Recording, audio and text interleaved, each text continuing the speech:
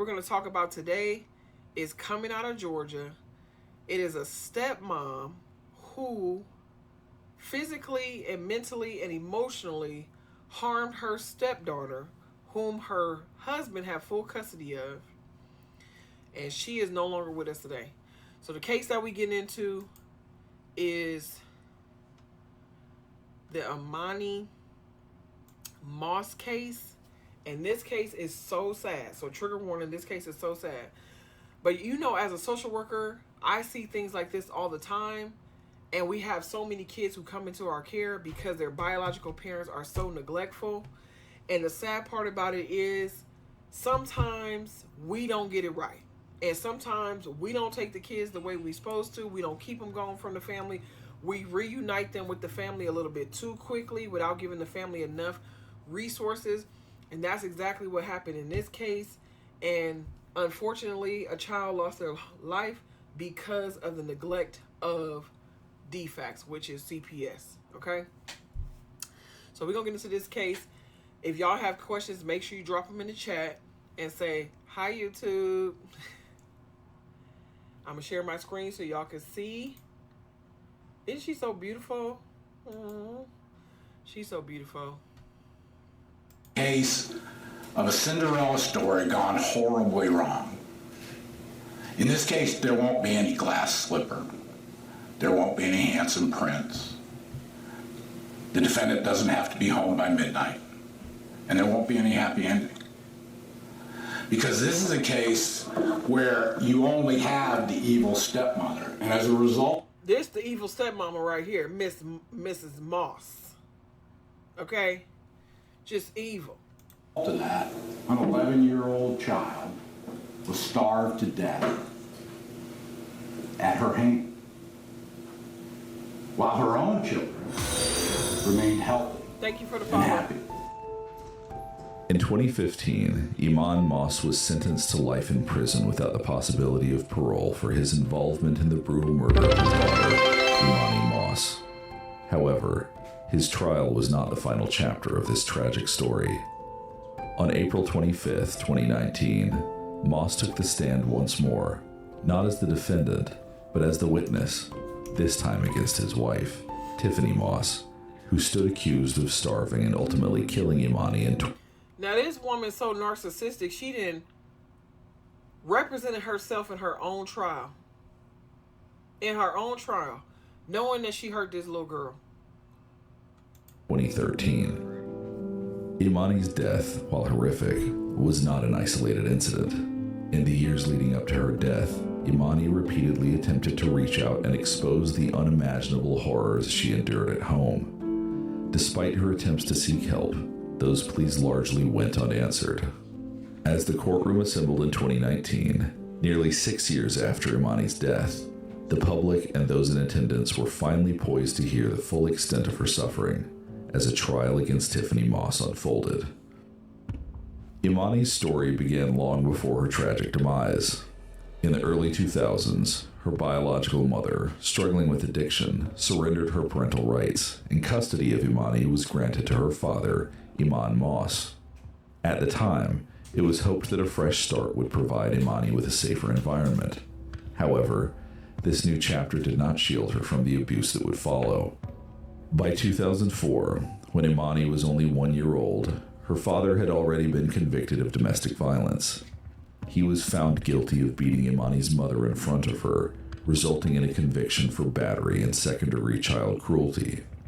Over the years, baby Emani endured further abuse, not only at the hands of her father, but also from Tiffany Moss, his new wife. Tiffany, a teacher by profession, had met Emani Moss at their church. The two began dating and married in July 2009, later having 2 children together. However, their household was far from the idyllic family unit it appeared to be.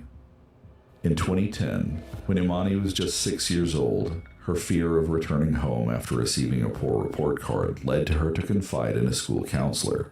Emani expressed her anxiety about her father and stepmother's reaction to the card, revealing that she was terrified of the violence she faced at home. The counselor, alarmed by Emani's disclosures, examined the child and discovered multiple injuries, bruises and marks on her arms. Now, keep in mind, in the state of Georgia, you are allowed to use corporal punishment on your children. You are also allowed to use belts, but you are not allowed to leave marks or ligatures. Okay? These are ligature marks. CPS should have removed her from the home immediately and never took her back. Legs, chest, and back. The school promptly contacted authorities, and Tiffany Moss was arrested. She later admitted to striking Emani for failing to complete her homework and was charged with first-degree child cruelty. During Tiffany's trial, testimony from witnesses shed light on the extent of the abuse, painting a chilling picture of the environment in which Emani had lived. She told me she got in trouble by her stepmom, Tiffany Moss, for not doing her homework the previous night, and she was spanked with a brown leather belt. Did she tell you how many times she'd been struck? She's several times. She had bruises and welts all over her body, to include her arms, chest, back, and legs. All right. Did you document those injuries? Yes, I did. All right. Sergeant King, were those photographs taken at your direction? Yes, they were. And are they a true and accurate representation of the injuries that you observed on that child that day? Yes. Sergeant Diane King was convinced that Emani was being subjected to abuse at the hands of her stepmother, Tiffany Moss. Her thorough documentation of the injuries and testimony contributed to Tiffany's conviction on charges of child abuse in 2010. However, instead of prison time, Tiffany Moss was granted 5 years of probation under Georgia's first offender program, a decision that was influenced by... Did y'all hear that shit? Did y'all hear what he just said? She abused that little girl.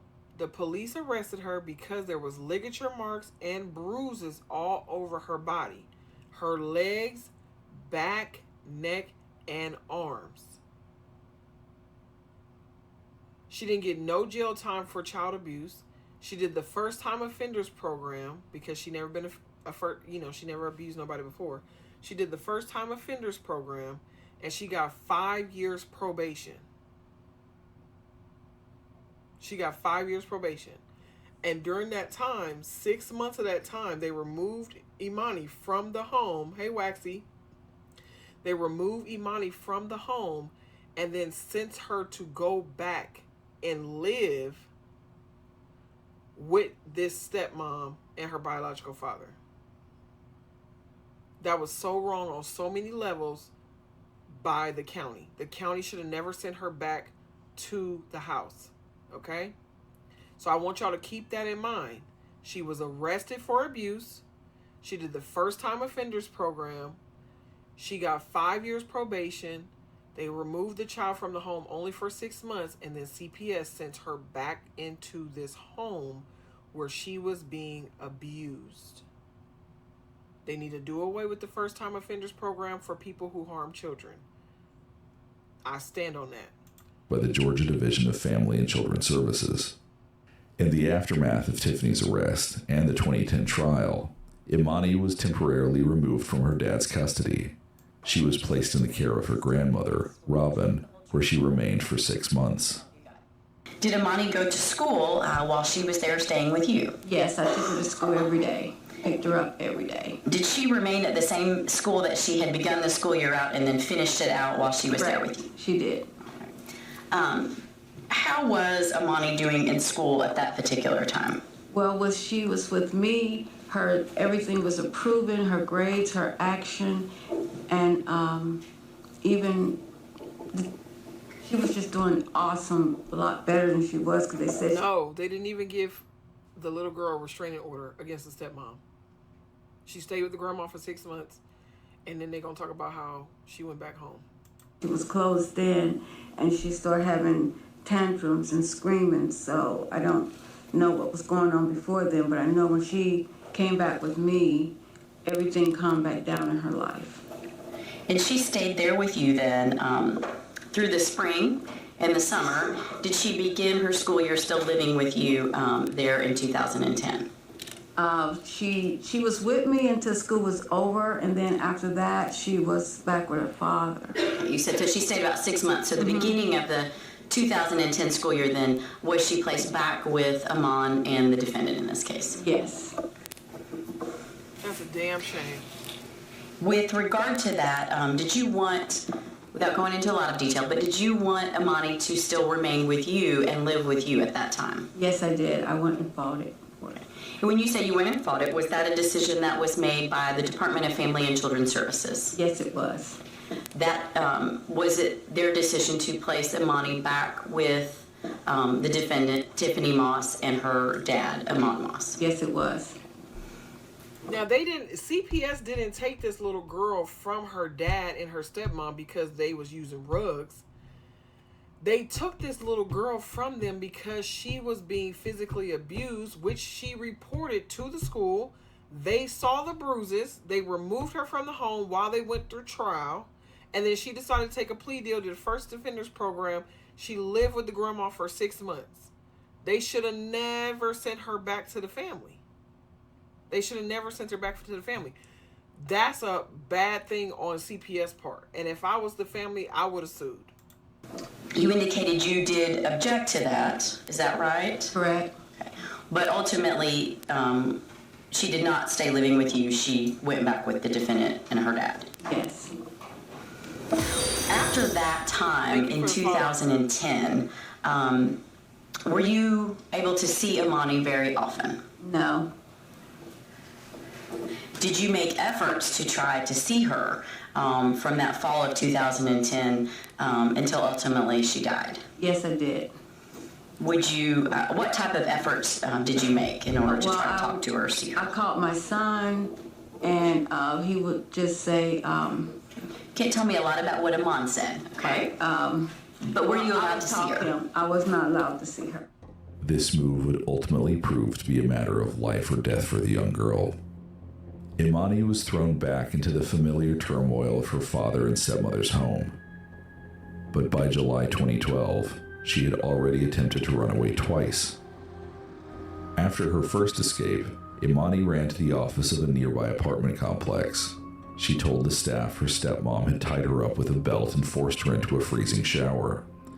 When the police arrived at the Moss residence, Tiffany insisted that Emani was lying. Without sufficient evidence of the alleged abuse, authorities felt they had no choice but to send Emani back home. Then, the second time Emani tried to save herself, she didn't make it far enough to ask for help. A police officer found Emani sleeping in the bushes outside the apartment complex. She tried to explain the abuse that went on inside her home, but it seemed that no one was listening. Authorities returned Emani to her abusers for a second time. At home, Emani rarely saw her father. So because it was a first-time offenders thing, if you don't get arrested and go back to the court, the police can search the computer. It won't show up in Georgia because it's basically expunged. So the only way they're able to find that out is if you go back to court and you get more charges. Then they'll be able to see the sealed record to show that you did the first-time offenders program. But she was on probation, so it should have been dinging in their computer that this stepmom is on probation for child abuse. But for some reason, the police didn't know that, didn't ding in their system, so they just kept sending her back to the home. Moss worked 2 demanding jobs. Yes, Waxy. Leaving early in the morning and typically returning only briefly in the late afternoon before leaving again by 6 p.m. Most nights, he didn't return until late. In his absence, Tiffany assumed the role of primary caregiver. However, it became quickly evident to those outside the household that Tiffany showed little concern for Emani's well-being. During Mother's Day weekend in 2013, the Moss family attended a gathering at Moss's sister Sharonice's home. Relatives were taken aback when they noticed that Emani's hair had been cut short. When Emani's grandmother confronted Tiffany about the drastic change, her response was shocking. So you're at Sharonice's house, and how did Emani appear to you then? She was so thin, so thin. She had this shirt on, and you can see the bones protruding out of her shoulders and in her arms. She was so Oh, skinny. yeah, look, right there. You can see right there, her collarbone. clavicle bone, I'm sorry, is showing. She's so skinny. And look, they cut all her hair off. Used to that. How was her hair? Cut off. All of it. It's cut. You said that you noticed her hair on Mother's Day. And why was it so different to you? Because Emani had long hair and it shouldn't have been cut. Did you ask about how her hairstyle came to be like that? Yes, I did. I said, why is her hair cut off? And who did you ask that to? I asked Tiffany that. And what was the response? If you act ugly, you should look ugly. That Mother's Day was the last time Imani's extended family would ever see her alive. Now, this is how Emani looked. She got long ponytails. That's how she looked. Robin's concerns about Imani's frailty were tragically accurate. By 2013, the Mosses were systematically starving Emani, a form of abuse that the prosecution later determined had lasted nearly 2 weeks. During this period, Emani was confined to her bedroom, isolated from the outside world.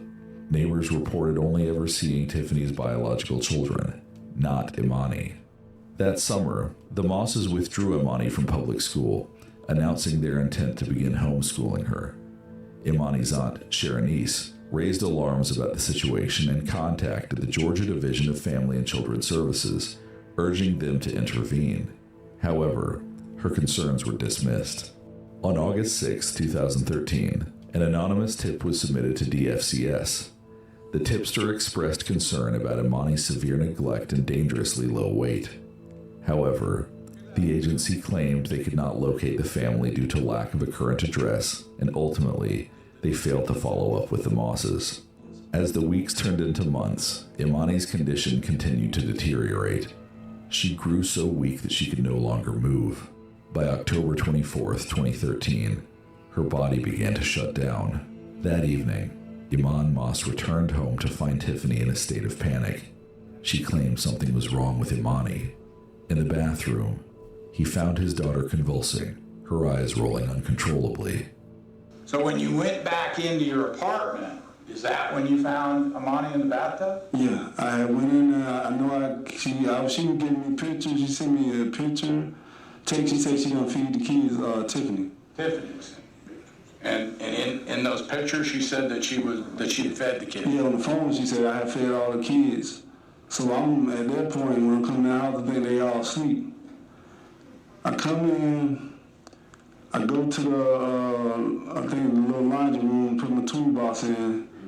I go to the kitchen, said something about a new dish that she made. Go to the refrigerator. I come out the kitchen and Tiffany tells me to come here. She said something wrong with the money. I leave there. I go into the bathroom. She's in the tub. And she's shaking like she's having a seizure. So what did you do? I didn't go with my first mind. I said we need to go take her to 911 or take her to the hospital. Did Tiffany have anything to say about when you said that? Said we can't. Did she explain to you why you couldn't take your daughter to the hospital? She did. This is his own biological daughter. What does it matter what his wife is saying? He should have took her to the hospital or called 911. I mean, she having a seizure. Why wouldn't you call the doctor? Yeah, real thing. Yeah, but did Tiffany tell you why you couldn't take your daughter to the hospital? No, she didn't give me why. Moss believed his daughter had experienced a seizure and moved her to the bed. For the next 4 days, she remained there without receiving any medical attention. Moss later claimed that he attempted to feed Imani, but by then, the damage to her body was so extensive that it could not be undone. So, after Tiffany said we can't call the doctor, we can't take her to the hospital, what'd you do with her? Kept her in the room. In which room? In her room. I mean, did you put her on the floor, or where did you put her? On a mattress, and on the floor. Amon, did she ever get up out of that bed? No, she didn't after the seizure thing. No, she didn't. Did you go in and check on her in the days that followed? Yes.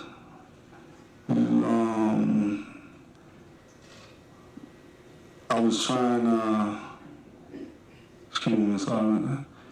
Yes, I did. And I was trying to feed her through feed her through a spoon with infant. Okay. Moss testified in the days following Emani's seizure, he attempted to feed her baby formula, but she refused to eat. Emani's suffering finally ended on October 28, 2013.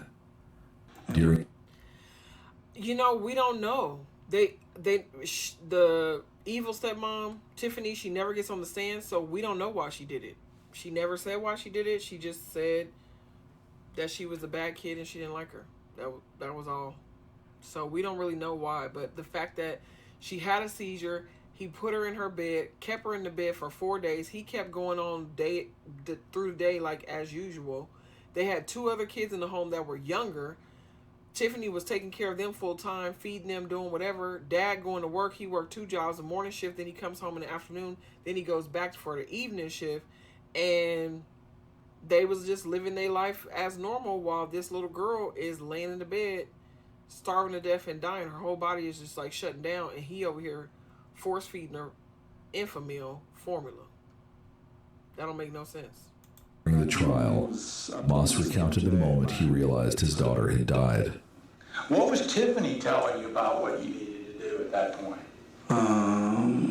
She was saying that we can't call 911, we can't do that. We got to hide the body. Well, why did she tell you that we can't call 911? I mean, you're this child's father. So when it first came on, it said that he took a plea deal, and he got life in prison. That was his plea deal. Cause he said, I'm on probation, I don't want to go to jail. And how did you get the notification that Emani had died? It was on a Tuesday, I know, next one. It was through a phone call. Right. Where were you when you got the phone call? I was at work. And did you actually speak to Tiffany, or did you just get a text? I think I talked to her on the phone. And what did she tell you? She said she's gone. She didn't say too much. She said she's gone. After learning of his daughter's death, Moss completed his shift at work and returned home around 3:30 that afternoon. When he arrived... Did y'all hear that? He stayed at work. He got a call saying that his daughter was gone, and then the wife texted him and said she's gone, and he continued to stay at work and didn't leave work until 3:30. Everything seemed strangely normal. Tiffany was watching TV, and Emani's siblings were playing together. In another room, Emani's lifeless body lay on a blanket. Moss stated that he suggested calling the police, but Tiffany rejected the idea. She warned him that they would lose custody of their other children and pressured him to help cover up Emani's death. At this point, I'm devastated. I'm really messed up, honestly. I go in the room, and from that time, I usually take a nap. I was in the room with a Emani body until about time to go to work to Avery. All right, let me ask you, did you do anything to confirm that she had died? She was dead. How could you tell? I've been in a lot of funerals, and I can tell, she was cold. Her essence went there. Her eyes, she was gone. Where was Tiffany when you came in the house? When I walked in, the other 2 kids, Tristan was running around playing. He came in, I'm really messed up at the time. He said, Daddy, I walked past him, and we in the pack and play, and she was watching TV. Did you have any conversation with her when you walked by her watching TV? No, not at that moment. And after you went into the room and saw that Emani was dead, did you go out and talk to Tiffany?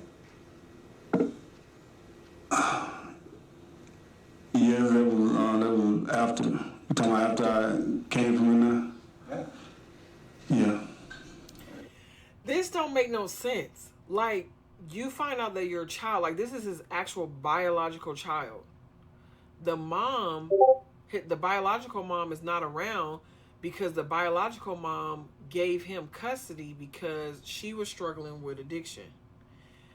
So the fact that he sat there and said that after he was told that his daughter had died, he stayed at work until the end of his shift, then he came home and he laid in there with her dead body until he went to his second shift. That sounds crazy as hell. And then went in there and had dinner with the wife and the other kids and chilled and watched TV. What? What did y'all talk about? Talking about concealing her death, making it like since she had a history of running away, make it seem like she ran away. But Emani, let me ask you. When you discovered your daughter dead, what did you want? 911. What did Tiffany want to do? She wanted to hide it. Tiffany proposed that Moss help her bury Emani in an effort to fabricate a story that Emani had run away once again. Only this time, she would never be found. Moss agreed. Together, they attempted to cover up the truth. He wrapped Emani's body in blankets and moved her to their computer room. While her remains lay in the apartment, Moss continued with his routine, heading off to his second job as usual. For days, life for the Moss family continued in a disturbing semblance of normalcy, with the computer room serving as an improvised morgue. On the nights following his return home, Moss claimed he grieved in private. Still, he never reported Emani's death to authorities, nor did he confide in anyone outside the household. On October 29th, the day after Emani's death, Tiffany took steps to further conceal the truth. She went to a nearby linen store and bought new sheets to replace the ones that had been soiled by Emani's death. You think he was in denial, love, to me? Like, maybe like in shock? I mean, but why he didn't leave work when he found out she was gone? Like, I would have went straight home. And then he laid next to her body for hours before he went to a second shift. And then she was laying in the house decomposing for days. I know it smelled bad. What did you buy at the Walmart? About best of my recollection, I bought a bag of Choco, 10 trash can, box of lawn, garbage bag. I think lawn garbage bag. About what time of the day or night was that? This was late at night because I think Walmart was 24 hours. I can't remember the time. I knew it was late at night.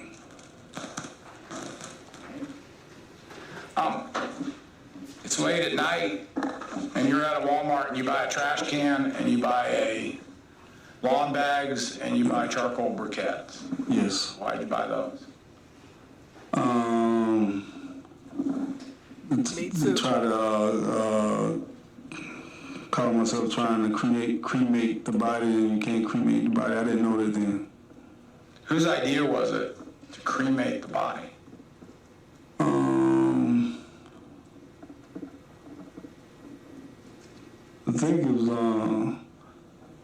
I think she just wanted to bury the body, and I didn't want to bury the body. So I guess it was my idea to try to cremate. You guess it was your idea? No, it was your idea. You wanted to cremate the body. It wasn't you guess. As their children slept, Tiffany and Moss carried out their plan. However, things did not go as smoothly as they had anticipated. When they attempted to place Emani's body into the trash can, they found it didn't fit. Rigor mortis had set in, making her body stiff. Oh my God. Something that shouldn't have been surprising, given that Emani had been left in the computer room for days, and rigor mortis typically begins after just a few hours. The couple resorted to using duct tape to compress Emani's limbs. Moss then shoved her body into a garbage bag, placing it into the trash can he had purchased at Walmart, and left it in the back of the trailer to remain there until morning. Did Tiffany help you with that? Yes, she did. Emani, your daughter's been dead for 3 days now. How difficult was it to get her folded up like that? Very, very much difficult. Were there sounds? Kind of like, I guess. He has to be. He gotta be. Something in his mind has to not all the way be there. Like it. I mean, something in his mind is just like not clicking. Like I used to live in Lawrenceville where this whole situation happened, and he right. The Walmart over there was 24/7. Now keep in mind this is in 2013. So I was still living in Lawrenceville at the time when this case happened. So he right, it was 24 hours. So he went to the 24-hour and checked out and went to the house. Keep in mind, like, she been gone for 3 days and he trying to stuff her in this 10 trash can with bags. Why? Don't make no sense. There's a like cracking sound. I can't explain. I don't know what to compare it to. What I'm saying. And after you got her, He said she wouldn't fit in the trash can, so he had to like shove her legs in and her arms in, and he heard a cracking sound. Cracking sound basically was her bones breaking. duct tape together, what happened then? After that, she helped me, you know, because she's a lot more heavier than she was before. To put her in the lawn bag. Where was the trash can at that point? Trash can was in the vehicle, the trailblazer. And once you got Emani into the trash bag, what did you do then? From that moment, I tied up the bag, the trash bag that she was in, and then I took another bag, and I think Tiffany took the blankets and stuff that she had and put them all in the other. So Now the blankets came from where? the comforter, her comforter bed, her blanket that she was wrapped into. But she died on her bed, like on her mattress. So that had to have smelled too, right? But whose bed was it? That was Emani. Was that bed soiled? Was it? I mean, was there where she had gone to the bathroom in the bed? Yes. What did you do with the mattress? I know Tiffany said she had cleaned the mattress. You can't clean that. So you packed one garbage bag with. So they asking him, did the body started decomposing? The body started decomposing when she was in her bed, right? And so when the body started decomposing in her bed, when you pass away, you start to lose all of your faculties, like urine, poop, everything. So that's why they wrapped her in new sheets and blankets and a comforter and moved her to the computer room on the floor. Then the wife, Tiffany, she went in there and cleaned the mattress. And then they decided to put her in the trash can 3 days later to do the cremation. Blankets and were there clothes in it? Yes. And so you have two of these trash bags, one of them with your daughter. And what do you do then? From that, then I take the trash bag and then the body, and I put her in the back of the trailblazer. In the early hours of November 1st, Tiffany and Iman loaded their 3 children into the family vehicle, 2 of their living children in the back seat, and the garbage can containing Imani's body in the trunk. They drove in search of a secluded location to dispose of Imani's remains. Once they found a spot, they drenched the garbage can with lighter fluid and set it on fire. However, incinerating a body inside a container proved far more difficult than they had anticipated. Without a steady flow of oxygen, the fire was unable to reduce the body to ash. After just 5 minutes, the Mosses put out the flames and returned home, the body still intact inside the can. So you put the body of your daughter back in the trailblazer, and where did y'all go? I put it back in the car, At this point, it's probably... Yes, this is Imani's biological father who won full custody of her when Imani's biological mom was struggling with drug addiction. She gave custody to him. So she was laying in the house dead for 3 days. And then they tried to attempt to do a cremation of their own with lighter fluid and charcoal in a tin trash can. I don't know why they thought that was going to work. 4 o'clock in the morning is about the time I'm about to go to work for the first shift job. So I took it back. She wanted me to bury it. I couldn't do it. So I put it back in the thing. Back in the thing? Back into the car. Okay. Truck, I mean. So she wanted you to bury... So after they tried to cremate her, burn her, it didn't work. So they put the fire out and took the truck back home. Once they got back home, now keep in mind, they got 2 other biological kids. The other kids are in the car with them.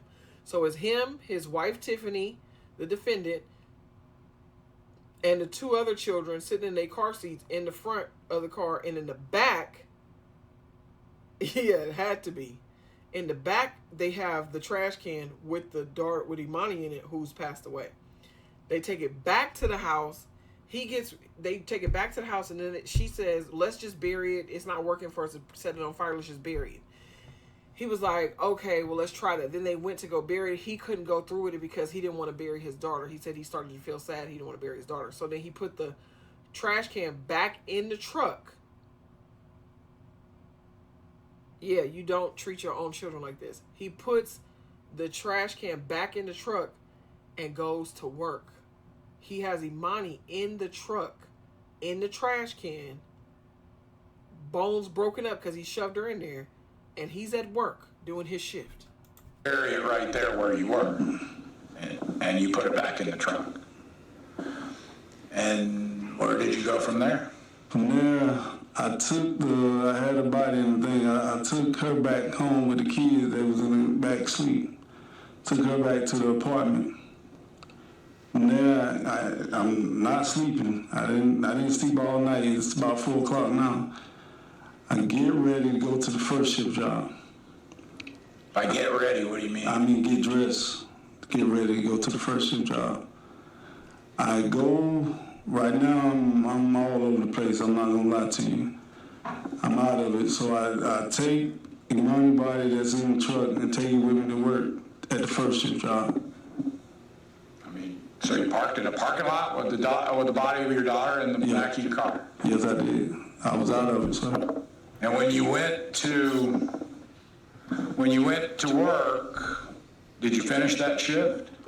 Yes, I did.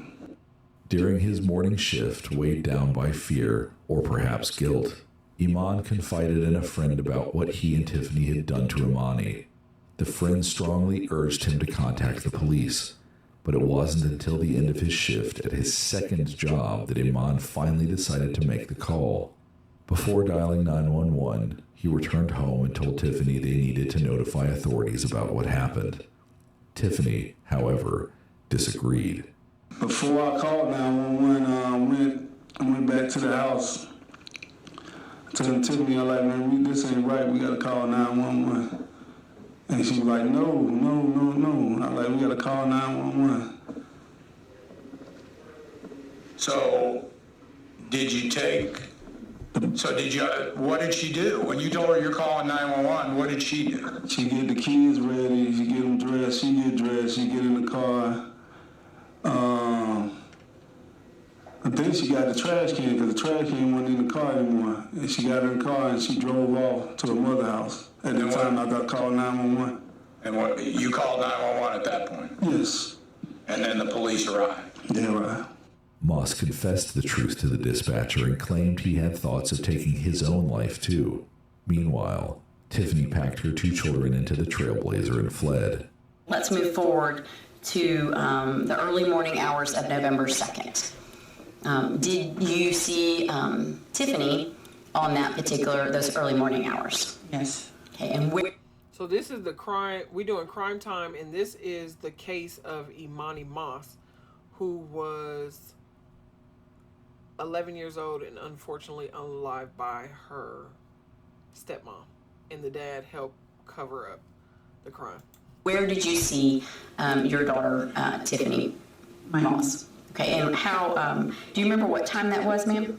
It was quite early because I was asleep. And did she have a key to your house, or did she have to wake you up to get inside to the house? She woke me up to get in the house. And when she got there to the house and woke you up, did she wake you up by knocking on the door? Did she ring the doorbell, or do you remember how that happened? Both. And what did you do? I was ill at the time, so I really didn't hear. I was groggy. I came downstairs and opened the door. Who did you see standing at the door at that time? Tiffany. What if anything, did the defendant tell you when you opened the door and you saw them standing there?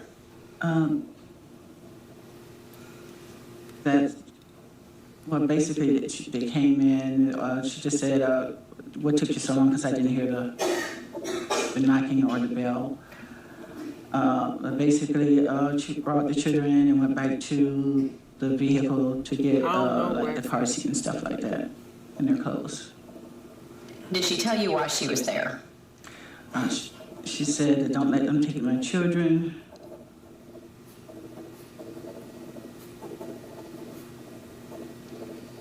That part is a blur because some parts I remember that I don't remember if I heard it then or later. Yeah, but you distinctly remember her saying, "Don't let them take my children." Mm-hmm. Where did she give you, or where were they? She gave me. She had to get the seat out of the car and her clothes, belongings. She had to get their car seats because the kids, the other biological kids with the dad, are smaller. Very sick. And she's telling the mom, "Don't let CPS take my kids. Please keep my kids." Because she knows she's going to prison. Did you ask her at that time when she said, "Don't let them take my children"? Did you ask her what she was referring to, or who they were, or anything of that nature? Yes, I'm assuming the police. And I get. Did she? Go ahead. I'm sorry, ma'am. I thought she had said Emani's dead. And based on that, what did you do? This is I'm remembering afterwards.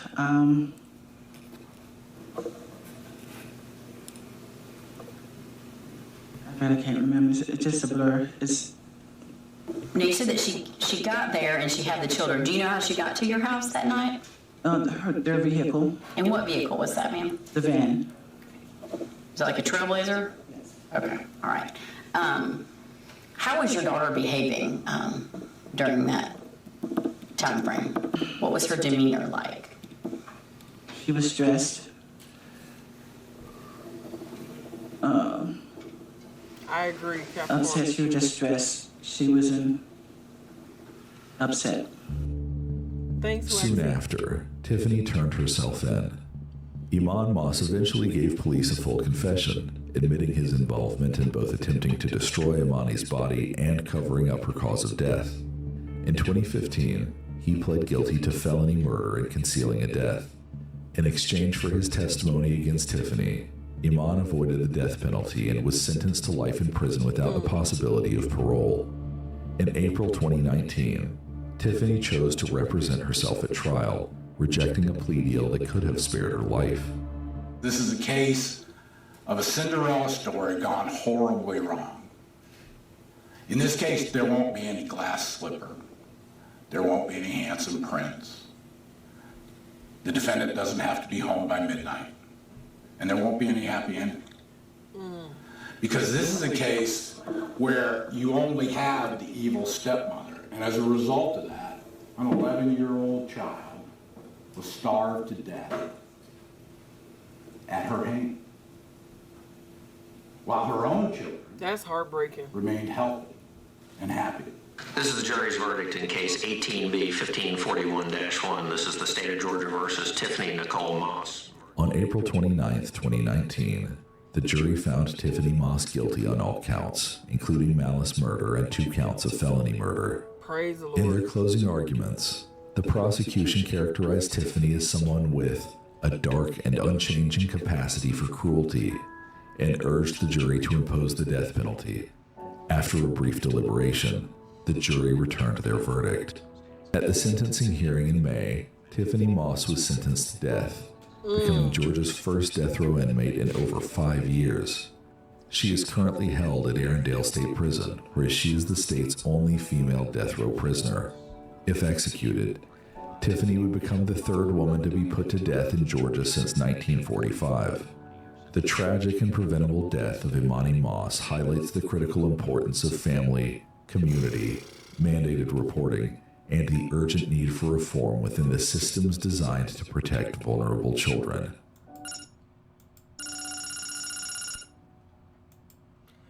Man, that is so heartbreaking. The fact that she lost her life from her own stepmom. Her dad didn't help. But the fact that the county dropped the ball. Like, I feel like the DFACS dropped the ball. I feel like the police officers dropped the ball.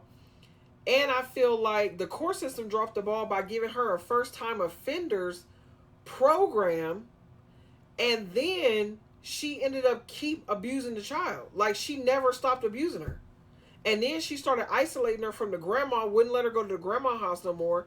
Then remember, the grandma said she didn't see her for a whole year. She was living with the grandma, started school with the grandma in August of 2010.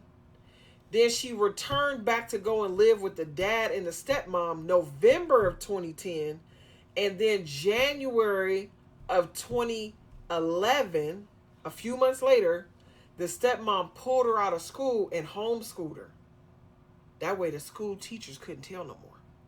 So now she going to the school, and now she's out of school, she being homeschooled, and now she being abused by these people.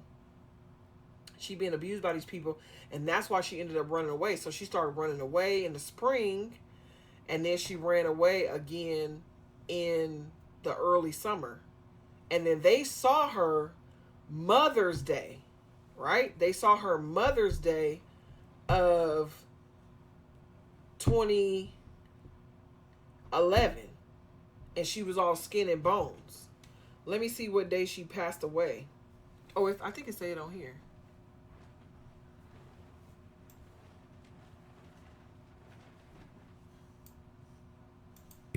Mandated report. So she passed away 2 years later. Yeah, not an ounce of emotion. Like, the dad didn't cry or nothing. Like, and the dad and the mom, the dad and the stepmom, they met at church. They was a Muslim family. They met at church. These type of cases be so heartbreaking because it's like these kids, like, people don't understand. Like, as a foster care social worker, me working in foster care for so long, me working in Gwinnett County. I worked in Gwinnett County for 6 years as a therapist for kids who were in foster care in the process of adoption. And there were so many kids who was being abused, so many kids going into foster care. Like, there's so many kids in foster care all over the United States. Now, you know, I talk about it all the time. We have over 500,000 kids currently in foster care. And all kids that come into foster care are in foster care because they were abused in some type of way, mentally, emotionally, physically, or SA'd by their parents. And they end up coming into foster care. And it's just sad. It's so sad because it's like there was the warning signs, there was the physical signs, and the dad never helped. He just continued to think. And let me see if we can see what was the autopsy. Let me see if we can look up the autopsy and see what the autopsy said of what was the cause of death. I think they said the cause of death was starvation. Let's see. Emani Moss autopsy.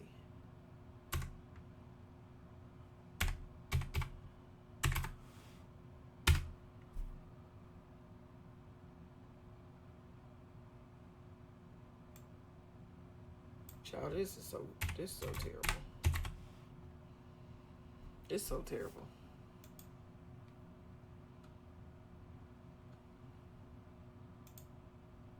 It's just like so heartbreaking. Like, I don't see how people can sleep at night knowing that they harming their kids. Like, how's she going to sleep like, she really compartmentalizing. I mean, she going to sleep every night, taking care of her own kids, starving this kid to death, beating her to death, and don't feel no type of way. Let's see what it say for the autopsy.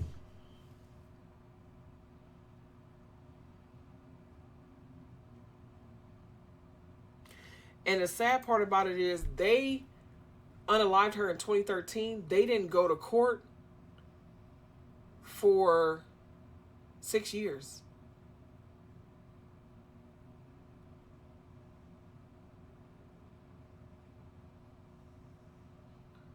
It said that she was physically abused for several years before she passed away. The dad failed to stop the abuse. Oh, it says it says she passed away from starvation October 28th of 2013. So she was 10 years old. Oh no, she was 11 years old. She turned 11 in April 23rd. She turned 11. And then it says at the time of her death, she weighed 32 pounds. 32 pounds? My 4-year-old weighs 37 pounds. That's insane.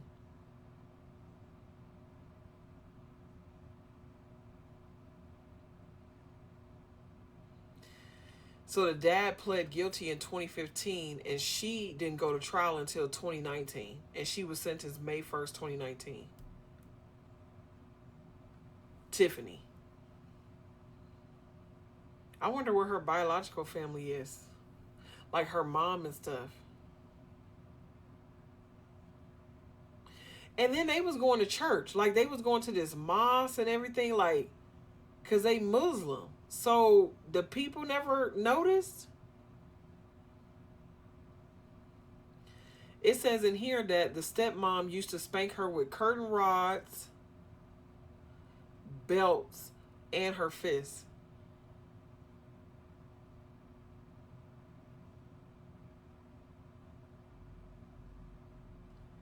Oh my God, this is just terrible. And I don't understand why DFACS took her out of the school, out of the home with her grandma and put her back in the home with these people. She would still be alive today. I hope they sued.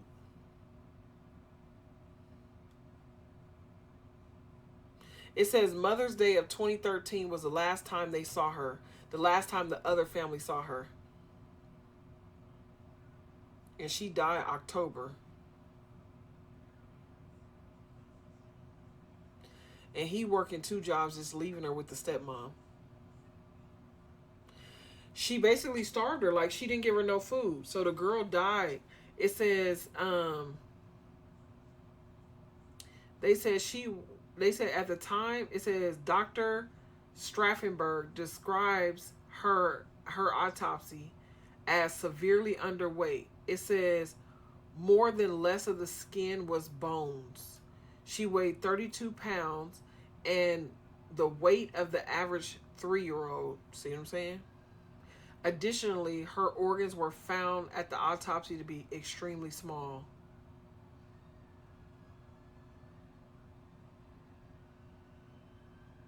That's so sick. And the fact that they agreed to cover it up. You know what I'm saying? That like they agreed to cover it up.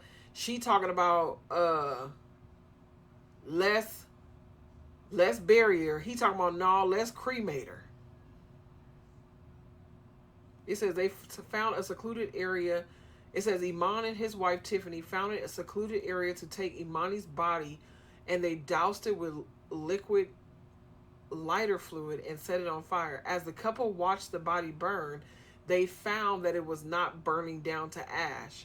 After about 5 minutes, they extinguished the fire and took the trash can of Emani and put it back in the apartment. Now, keep in mind, they doing all this with their kids there. They other kids. The other two kids is there. That don't make no sense. The father had to know. The father knew she was being abused, and the father knew she was being starved. She wasn't eating. And he said he went to school. He went to work. He had her body in the backseat, and he confessed to a friend. The friend said, you should call the police. He didn't call the police. He was at work. He didn't call the police until 4 o'clock, saying that he was suicidal and that he was sad about what happened to his daughter.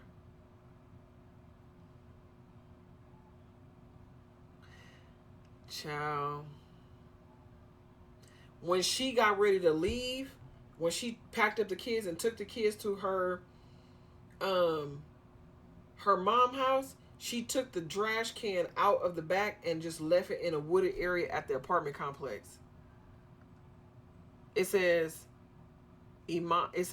Tiffany fled after leaving Emani's remains in a grassy area at the apartment where the family lived. Upon arrival to the apartment, police were told by Emani had drunk some chemicals and died. So they even lied about that. They lied and said that the dad told the police that the daughter had drank some chemicals and that's how she passed away. He claimed that he had panicked and put her body in the trash can outside the apartment and tried to cremate it. Police found the body and did not believe Iman's story, quickly identifying him and his wife as suspects. Iman was arrested almost immediately. Moss dropped her kids off at her mother's house and ultimately turned herself in. Iman ultimately confessed to covering up Iman's murder by reporting her as a runaway and trying to burn the body. In 2015, he pled guilty to felony murder and concealing a death. He was sentenced to life in prison without possibility of parole. In exchange, he agreed to testify against Tiffany Moss, who rejected the plea deal that would allow her to do life in prison. Iman is currently incarcerated at Smith State Prison in Glenville, Georgia. Child, that's crazy. It says Tiffany was sentenced to death. It says that she didn't give an opening statement, she didn't cross-examine any witness, and she did not give a closing statement. So she basically wanted to sit up there just to be an ass and represent herself. She was convicted of all 6 counts: malice murder, 2 counts of felony murder, and 2 counts of cruelty to children, and 1 count of concealing a death. They said the jury deliberated less than 3 hours.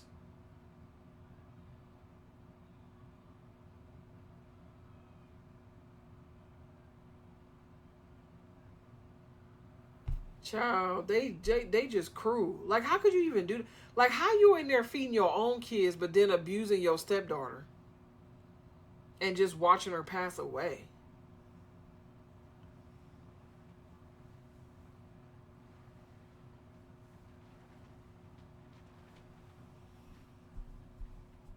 That's crazy. So she didn't file an appeal and all this other stuff. I don't know what she filed an appeal for.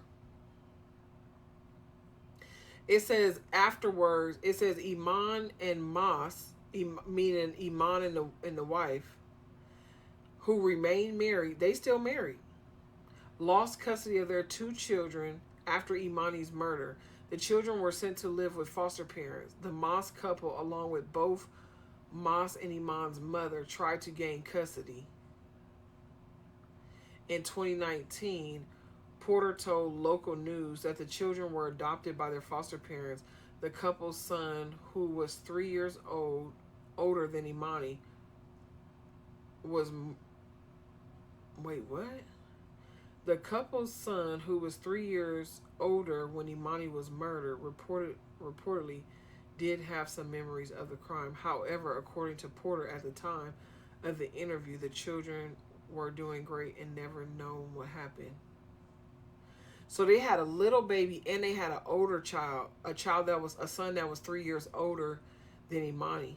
So Imani's mom It says she tried to get custody, but they didn't allow her to gain custody. Those kids went into the foster care system and they ended up getting adopted. They said Emani's murder ended up leading to crucial and systematic changes in the Georgia child welfare system. That's good. It said after the murder, an intake case manager, a social services administrator, and a program assistant at DFACS were all terminated. Good. They should have been terminated because they let this child get hurt. It says others were reportedly disciplined. The murder led to the department to enact reforms, including deeper investigation into allegations of abuse and changing how it assembles maltreatment reports. New case managers and supervisors were hired, reducing caseloads.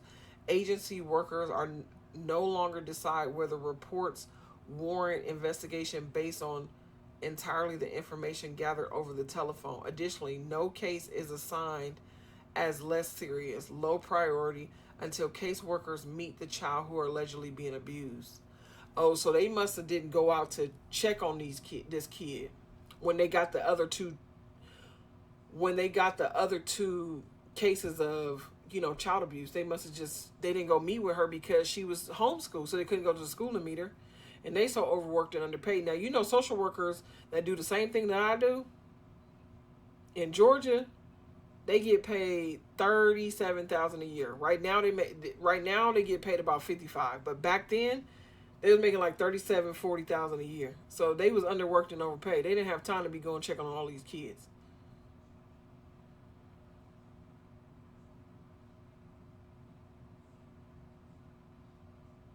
That's crazy. It said after Iman's death and several other child abuse related deaths. Damn, they had other deaths that was related because of abuse. We're going to have to look them up. The Child Welfare Reform Council was commissioned by Governor Nathan Deal. In January of 2025, the council released a report with recommendations to help improve the child welfare system. It says in 2018, Emani's grandmother, Robin, filed a lawsuit against the Gwinnett County State Court and against DFACS. Good. She should have.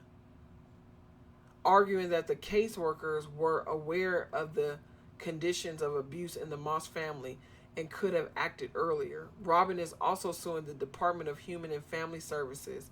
She is seeking a jury trial for reasonable compensatory damages. According to the lawsuit, there were multiple occasions where the department could have intervened in the Moss household on behalf of Iman. As a result of the negligence of DFACS and its agents, Emani suffered constant abuse and deprivation from 2008 until death. Damn, that's sad. That's a long time. The lawsuit states, as a direct and proximate result of defendant's wrongful conduct, plaintiff is entitled to recover for the wrongful death of Emani, including the full value of the economic and non-economical value of her life she had lived. Wow, that's good. That's good. I'm glad the grandma's suing. Now, the grandma is the dad's mom. The grandma is the dad's mom. She the one that was living with her for the 6 months while the first trial was going on, when Tiffany Moss filed for when she filed for she got filed and she was with the first time offenders program. So they said they changed the whole system after she passed away. That's good. They probably wasn't going out there and seeing them kids. Child, that was heavy, honey. That was a heavy case, huh? Child, that was a heavy case. We need to do some gameplay for a little bit, honey. Wind our mind down. Child. That about damn stressed me out. We do these crime times all the time, so make sure you like, subscribe, and follow so that you can catch up and see all the crime times that we do on this channel.